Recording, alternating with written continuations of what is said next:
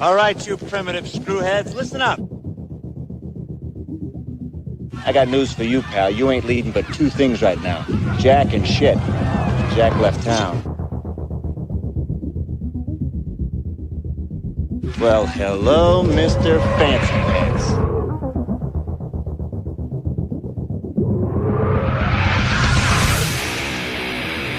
What was that ruckus? What ruckus? I was just in my office and I heard a ruckus. Describe the ruckus, sir. Does this mean we're not friends anymore?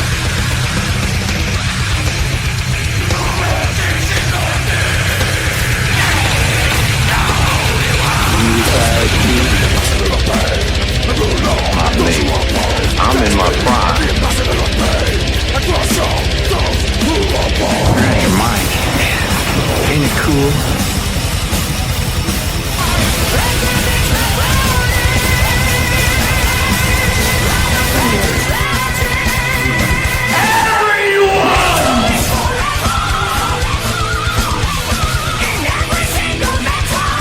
First you want to kill me, now you want to kiss me.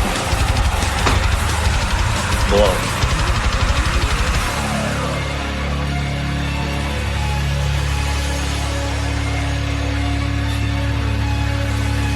Good. Bad. I'm the guy with the gun.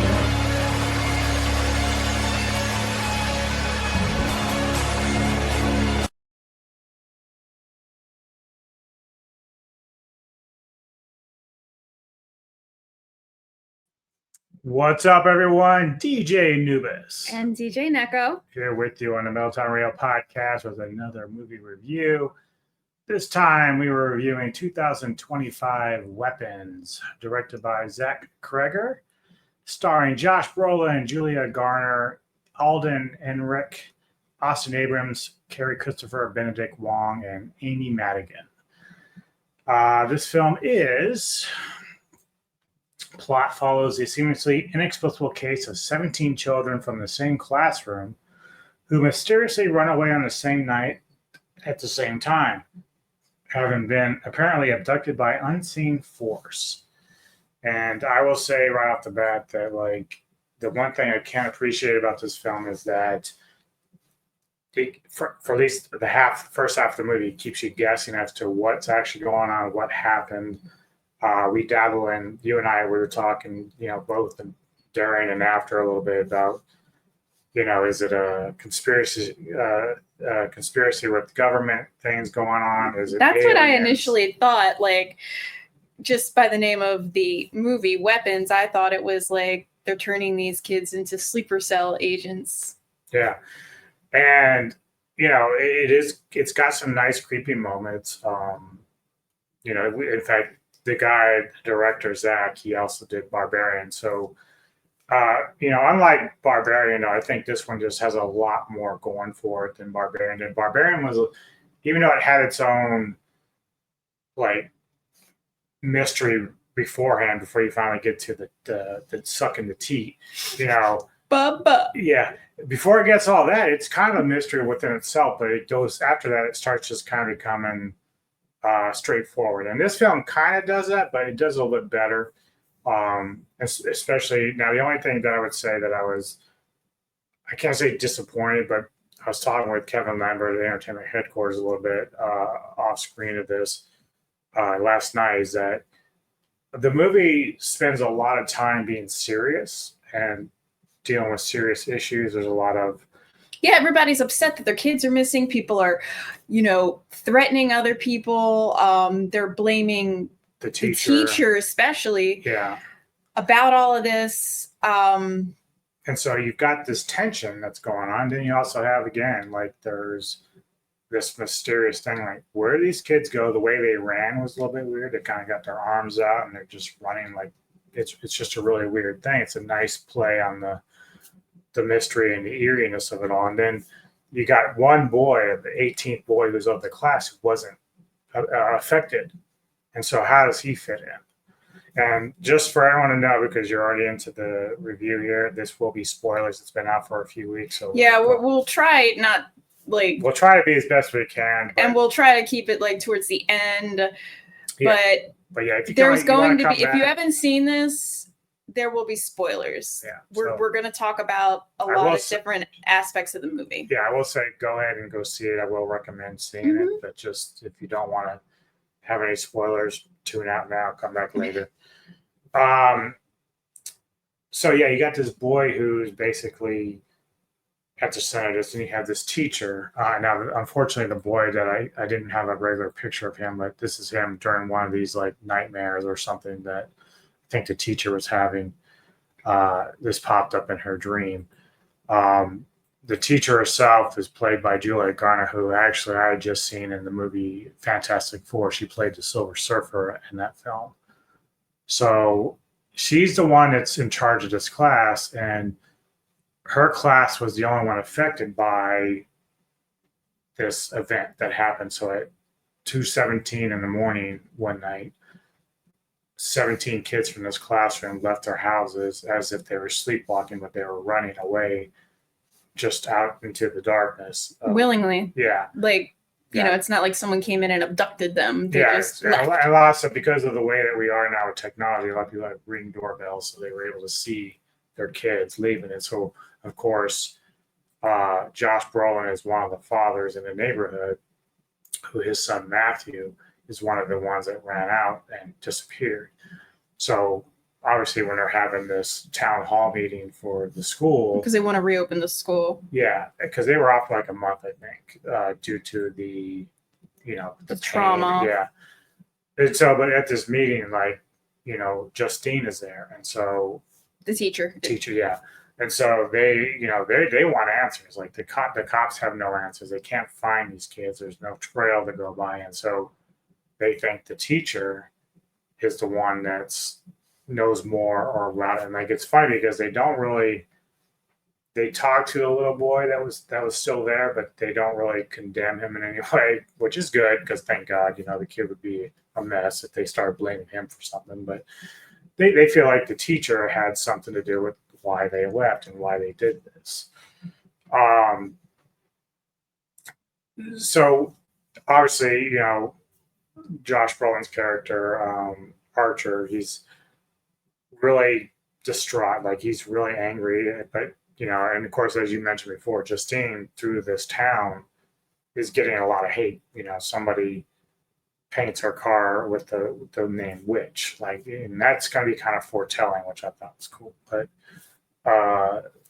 basically just saying, everyone's angry, and she gets calls, and people are just like trying to follow her around at times. And there's even she has this relationship, at least past relationship, with a cop named Paul. And the thing that I enjoyed about this film, and I don't know if you felt the same way, is the way that Zach did it. It has like almost a Pulp Fiction vibe where it's kind of going back Out of order, yeah. and but it tells each person's story. Perspective, yeah. So that was really nice, because and then you see how they kind of intertwine as the stories are told. The other characters appear in each person's story and how they end up where they are. And it's even a bit different in some cases. So like even when Justine goes and reports what happened to her car, she sees Paul across the lot. And so they have a past relationship, but he's with somebody else now. But she ends up like texting him. So we get this scene where she's at the bar waiting for him and they're talking. And nothing major, but I think they do end up in bed together because he gets drunk. He's a former alcoholic. So, and she knows this, but we're new to what we're seeing. So we don't really know the history. We just know that he's not wanting to drink, but he ends up drinking, and that's a bad thing. But then later on, we get the perspective of him when they meet in the bar, and it's a little bit different how it plays out. Mm-hmm. So that's cool how he does that. There are things in this film that there's like a moment where, what is the young boy's name? Alex. He ends up going home, and he used to get picked up by his dad, but that's not happening anymore, and we don't really know why. And as he goes home, he goes to his house, and then the door opens. You don't really see him like in the doorway. It just like opens. flies open and then it shuts. Yeah. It's just really bizarre. And I actually turned and said, did that door just open on its own? Like, that was a real creepy aspect, because you'd expect like a mother or somebody to be there to open the door. It just did it for him. He just went in. So there was a moment where Justine was really wanting to talk to Alex. And so she followed him home. And of course, he didn't want to talk to her. He was very upset. Again, we don't really know why, but he's just not wanting to talk to her. So goes back into the house, and she stays overnight. And then there's this really creepy scene where the door in the middle of the night opens up in the house, and this female figure comes out with a butcher knife, and it's kind of walking awkwardly and very scary looking, and comes close to the car where she's at, because she fell asleep in the car. Yeah, she is an alcoholic, and she's really, which is probably because of what happened. She's really that's her coping mechanism. She feels guilty about the kids. Yeah, she feels guilty, and she's also constantly being harassed. So her way of dealing with all of this is my way of dealing with all this, and just get drunk. And wine. Well, she drinks vodka. She goes hard. I'm like, why are you passing all those delicious wines? And she's like, so we get this figure by her car door, and then she gets in the car. Yeah, but we never know if it's really her knife. I mean, it looked like a butcher knife, but it could have been scissors, because someone does get in the passenger seat. We just never see who it is. I'm pretty sure it was the same person. The same person, which is, spoiler alert, Alex's mother. Right. And then we see like her take a clip of Justine's hair while Justine is still sleeping in the car. So that plays a factor later in the discussion. But the funny thing about that was, and this is kind of like immediately where I started to figure out, okay, I know what this is. This is witchcraft. Oh, that's when you figured out it was witchcraft? Because with that, plus what I saw with the wife coming out of the house, the way she did, I'm like, dude, that looks so much like Suspiria at the end of Suspiria. And so, and of course, part of the thing about, like, even Neko was kind of asking me, like, well, what does this mean with the plants and everything else, which we'll talk about. But that's all part of the witchcraft thing, and how they do things to control people and stuff like that. So again, we get things out of place. So there's the character Marcus Miller, who's the school principal. He's trying his very best to help Justine kind of cope with what the hate that she's getting, plus deal with all the parents. So, he's trying to give her some time off to kind of get away from the hate and the shit, because he doesn't want her to get hurt. But what ends up happening is, why is your... I know. Do you see it on your end? Yeah. Maybe I'm haunted. Yeah. Whoa! What is that? Check your camera, because it has you black. It looks like your mic was unplugged. Plug it back in and select a different mic button and unmute yourself when you're ready. I don't know what that means. All right, so now we kind of fixed that. Sorry for the glitch. There's a glitch in the system. There's a glitch. We fixed All right, glitch. What were we talking about? We were talking about Justine and the principal. Oh, yeah. So the principal trying his best to protect her, as well as make the parents, calm down, because, they got to let the police do their job, the FBI, and so on. However, as we said, there's different scenes like Pulp Fiction like that happen. So, and Justine is like super obsessed with talking to Alex, because she's like, it's just the two of us. Why is it just the two of us? Right. Yeah. And so again, this is another moment where Archer, played by Brolin, shows up at a gas station where she's at, because he sees her. And so he's like actually stalking her. Well, he's actually, first he's like really angry with her. Like, he's really wondering what she knows, what she doesn't know. But as he's learning things too, he starts doing his own investigating.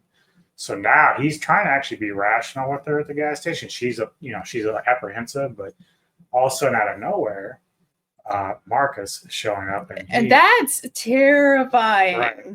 And this is like, again, this is another aspect of the movie that's very interesting, because it brings in this like almost zombie. I was like, is he a zombie or right? Because you got the blackness around the mouth, the eyes are all crazy, And so he's attacking her, and it takes a lot for Archer to even try to get him off.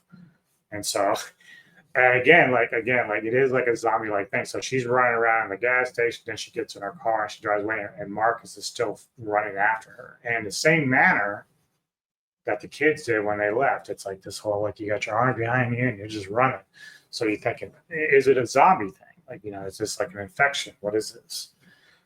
So as he's running after her, he ends up getting smacked by a car and he's toast. And they do a nice job with the gore. And There's a lot of gore, and I love gore. I was like, oh, and we were the worst. I'm the worst person to take like to a movie theater, and we're both like, I'm surprised that people around us didn't like smack us, because I'm like, oh, or we were having a ball with some of that. Yeah. I was like, oh, that gonna hurt. That's gonna leave a mark.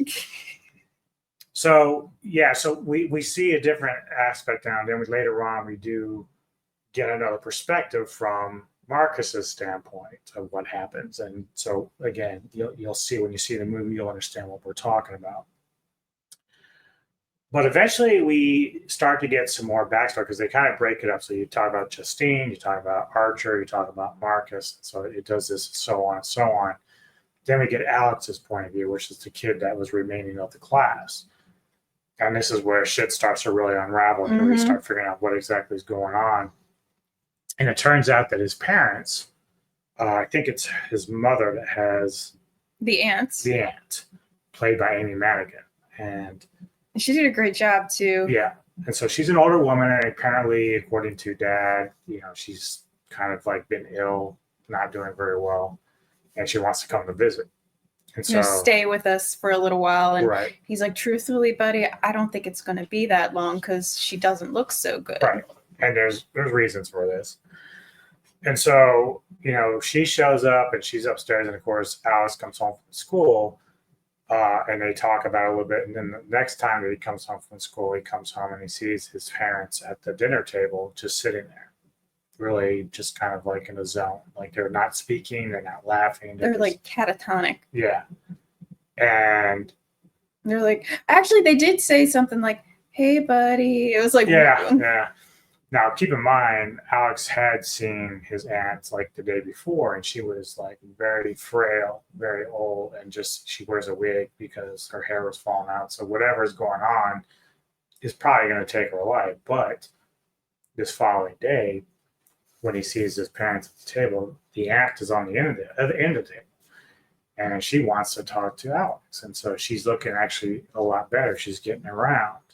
So again, I know how this kind of shit plays out. I've seen this before in other horror films about witchcraft, that a lot of times they use witchcraft to make themselves youthful, give them power. Drain the energy from, and you know, the parents. Almost like a succubus. Yeah, like the parents are younger, but what she really needs is someone really young. Yeah.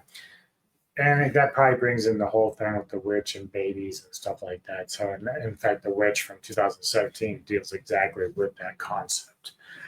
And that movie was unwatchable. I've never watched it ever again. So good. It's so bad. This actually was a decent witchcraft movie. What has more going on? See, the other one was more of a time period piece. This one's a bit more modern day, a little bit crazy. This is a longer movie. And it does take a while to get to its point.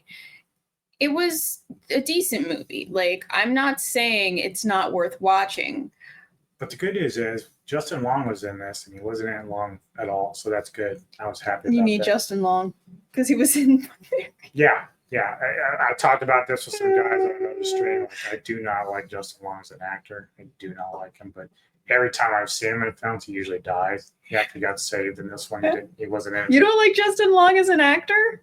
I liked him in those commercials he used to do, and I liked him in To Live Free and Die Hard. That was the only time.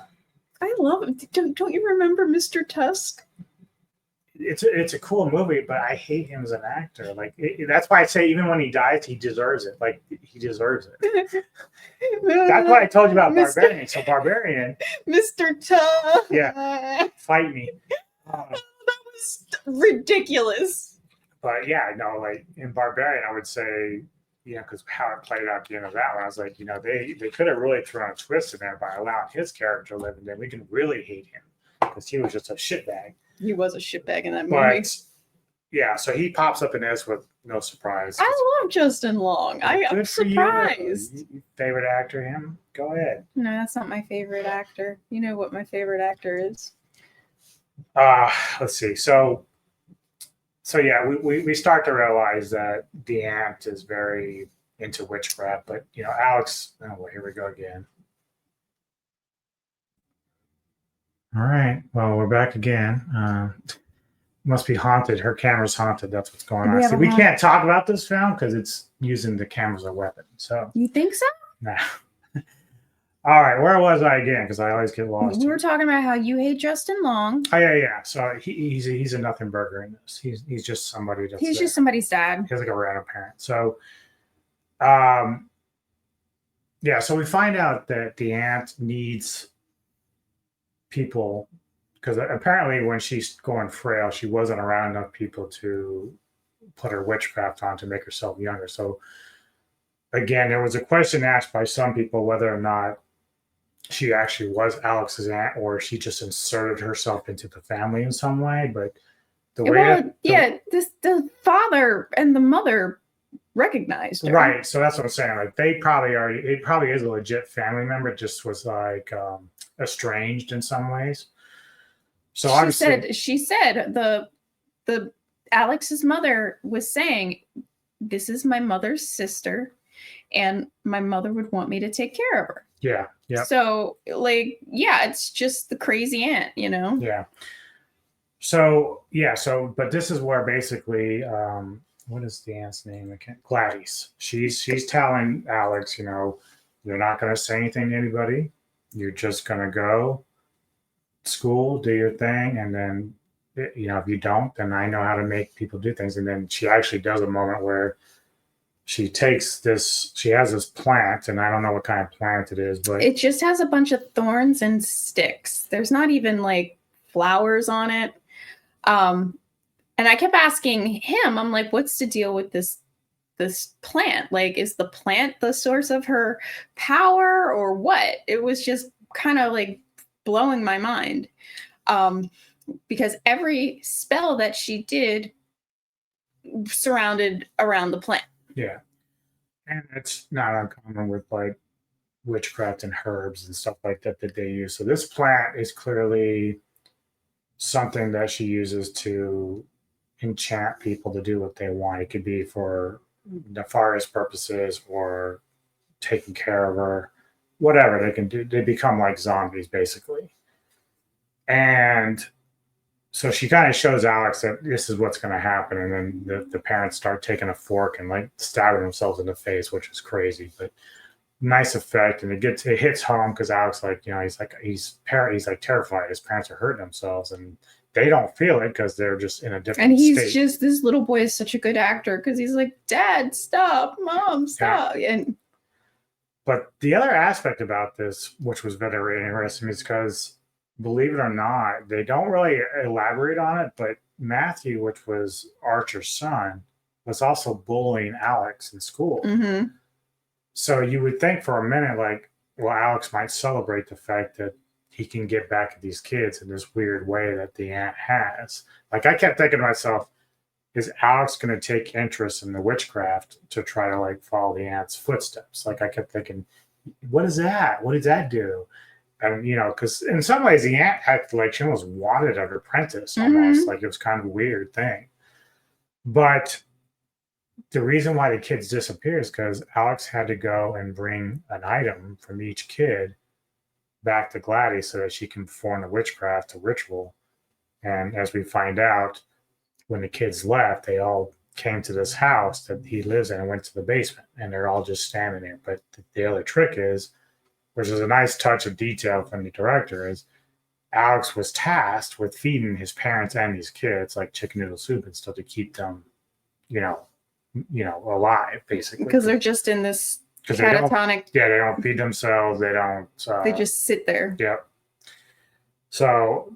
And I guess the energy that these all bring gives Gladys her energy. And of course, obviously, when Marcus, the principal, tried to inquire about Alex's parents, Gladys got paranoid, came there herself, and found a way to enchant him. Yeah, because she was like, you haven't contacted Child Protective Services yet, have you? Yeah, because obviously she doesn't want her secret out. Mm-hmm. So anyway, this all culminates to the, where Justine and Archer are trying to figure out, they decide to go to the house, and because he's figuring out the way they ran goes to a certain point on the map. And then Justine's like, that's Alex's house. Right. And so everyone's like, okay. So to make a long story short, as Gladys is basically trying to take care, because she's able to, because even Paul shows up, the cop, like he's got his own issues going on, and he's trying to figure out, what's going on as well. So there's a lot of mishmash of different people going on. Because there was like this homeless dude that Paul was chasing and punched him.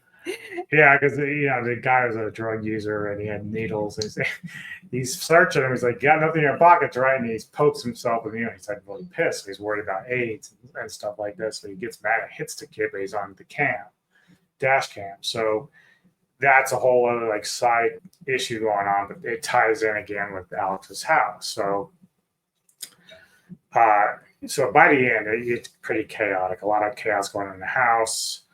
But Alex eventually remembers how Gladys was doing certain things with that branch and the hairs and stuff. So he starts taking hair from Gladys and putting it on here, and he does this thing. He snaps it, and this is where the movie goes from like uber serious to like a little bit of comedy, which is ridiculous. Nice. It's still funny, but it doesn't really match most of the movie. But the kids all like, once the snap happens, they start chasing Gladys. And so that was like the funniest fucking thing. She's cruising through a bunch of people's houses and backyards, and it's in daylight now, so the kids are just running their screaming.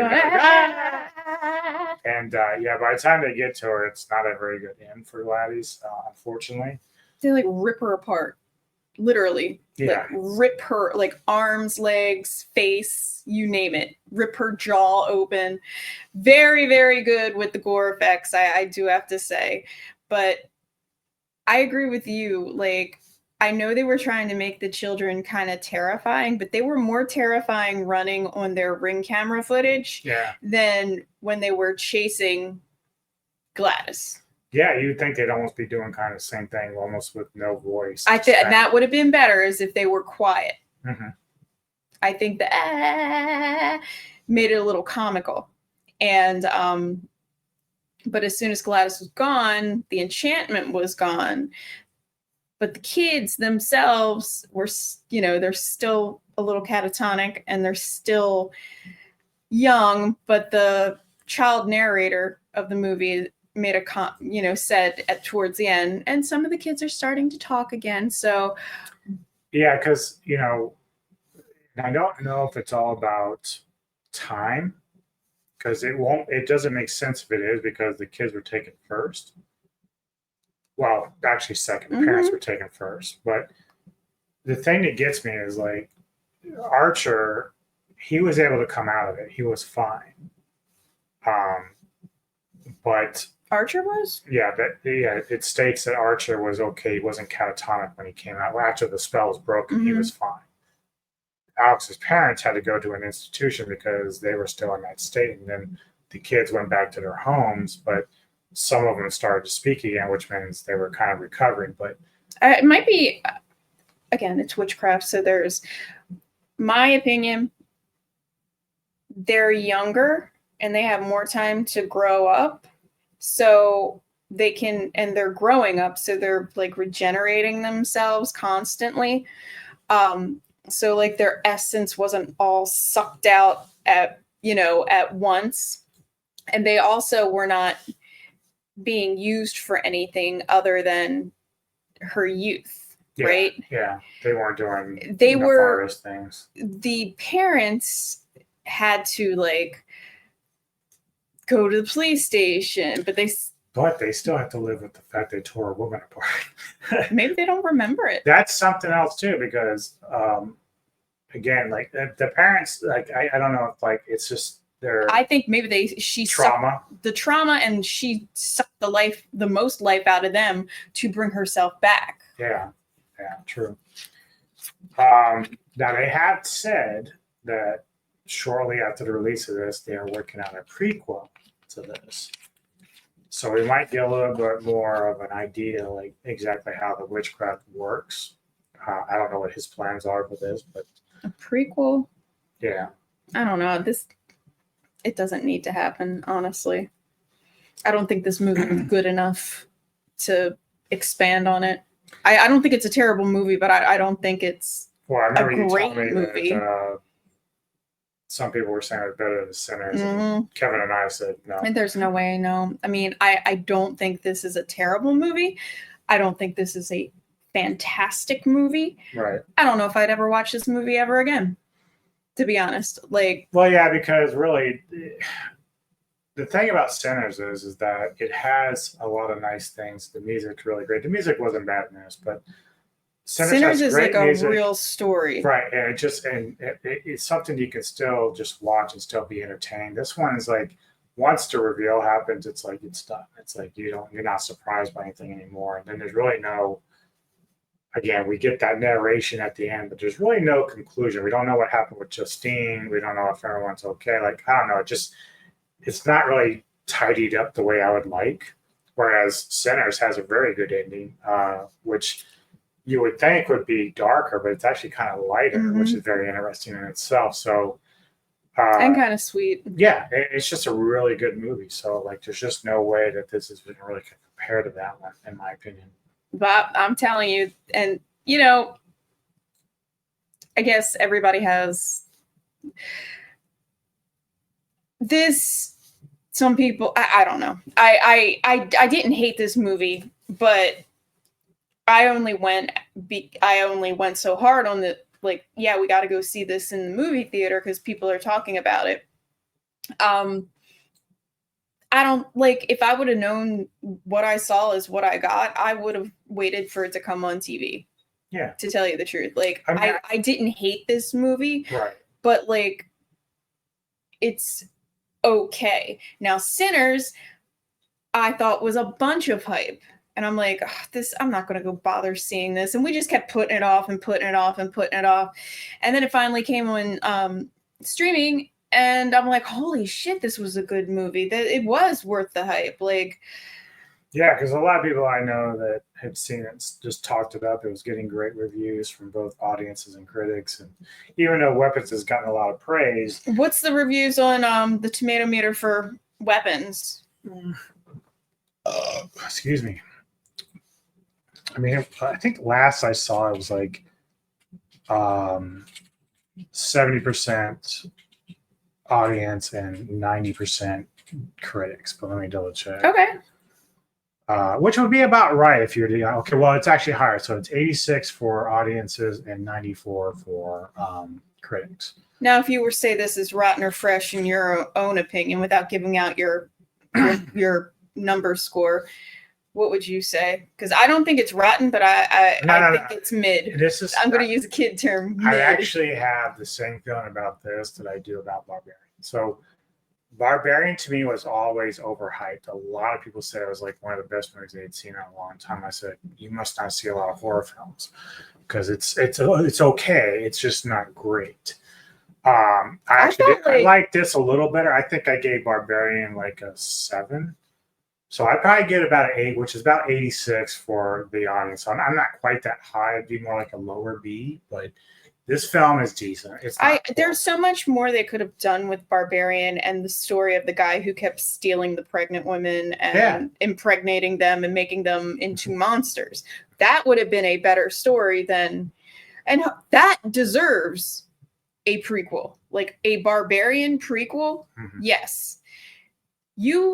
To make a prequel for Weapons, you better come with the best witch story or it's not worth making it. Right. Yeah, and you're right, because and they actually announced the prequel 4 days after this release. So I don't know if they're just that confident in the film. I mean, it did do well. It's not doing horrible at all. But And again, it's probably making a ton of money because it does not look like it was one of those like blockbusters that cost millions and millions of dollars to make. no, actually, it's done quite well. It cost 38 to make it for 8 million. Mm-hmm. It's made almost 200 million in the box office. There you go. But let me just for shits and giggles.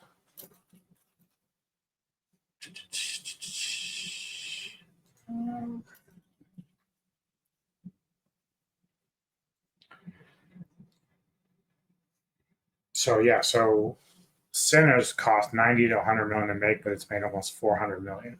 Mm-hmm. And plus, it both audience and critics were in the high 90s Mm-hmm. as far as the enjoyment factor. Yeah, this film is not bad, but again, if someone's going to try to sell me that it's better than Sinners, no, it's not close. Mm-mm. You're giving this an 8. I'm gonna give it a 7. Yeah, that's fine. What would you give Barbarian? Because you kind of like that film. I kind of like Barbarian. I did kind of like Barbarian. I'm just wondering. Probably an 8. Like Yeah. I So you're just reversed on me. yeah, and I told you like there's so much backstory that you can make up in your own head when they did that one cut scene. Mm-hmm.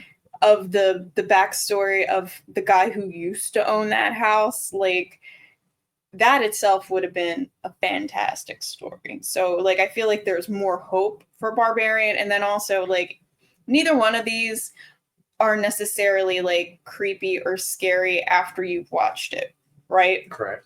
Like for me, during it, the jump scares got me a couple of times, and I scratched the hell out of your arm. Oh, you got me good. A couple times, look, it's been a while since jump scares actually got me. So, like again, that's why I kind of like this film more than Barbarian, because it does a better job of some of that stuff. Well, the Barbarian has turned into a comedy for me. That's what she likes. So, like, even The Exorcist now more comedy for her than which is terrible because Exorcist is an amazing movie, but like.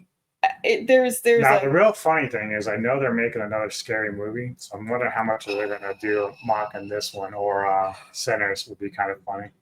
And I think the Wayans brothers are back. Yeah, they are. I think they're back. The 2 chicks. My Ferris. tiny hand.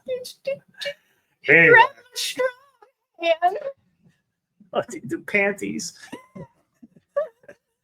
Oh God, and they're gonna do some crazy shit with that too if they do it. So, as far as content, Mr. Tony and I on Wednesday, Ghouls of Midnight. I've chosen a film called Invoking Yell, which is based around some chicks that are metalheads and they're a musician band. It's horror, so I'm gonna check that out. And then Mr. Tony is doing an old movie called Sphere with Dustin Hoffman, kind of like sci-fi horror. So we'll review those films that night, and then Saturday, let me double check here. Saturday for Savants, we are rejoining Ulven on his channel for Van Helsing from 2004. And just some updates with the Silver Screen Savants. We'll be doing movies. My pick after that will be Suspiria from 1977, which he's never seen. I don't know if he can handle it. And then the following Savants is actually going to be dedicated to Neko, and she will hopefully be with us to review Silence of the Lambs. Oh, what date is that? That'll be the 13th of September, Saturday. Okay, so wow. So it's one of her all-time favorite films, and absolutely, and I know that I need to watch it 22 times before we review it. 22 times, just 22 times. It was kind of funny too. I did read some trivia a little bit on this movie. Zach did initially in some theaters release some of the show times. Some of the show times were at 2:17, which appeared in the movie as well. So, that's kind of funny. Yeah, that's clever. Very good of him to kind of play off of that. But so next Saturday is not the Silence of the Lambs. No. That's going to be the 13th of September for that one. Okay. Then the 20th, Alvin's going to choose to watch Halloween for the first time. He needs a little bit of. And then, of course, the 27th, and then we'll update after that. The 27th, I'm choosing The Thing from 1981. He's never seen that either. So That's cool. You're giving him some Yeah. new stuff. yeah, I have a couple of ideas for some things that we could do. Since we're rolling into Halloween and Christmas coming in the fall and the winter,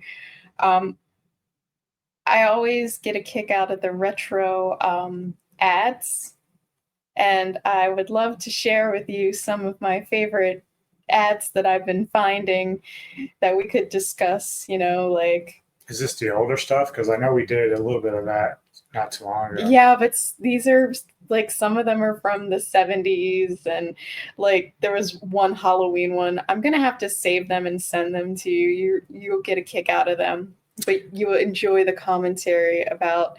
Like, it's like, oh, it's Halloween. Sears has all your Halloween costumes. And it's those fucking plastic costumes with, like, the plastic-ass faces. And I really I enjoy the retro commercials so much. Might do that on Cultureverse, maybe. That's a good place to do it. So that we can talk about it because,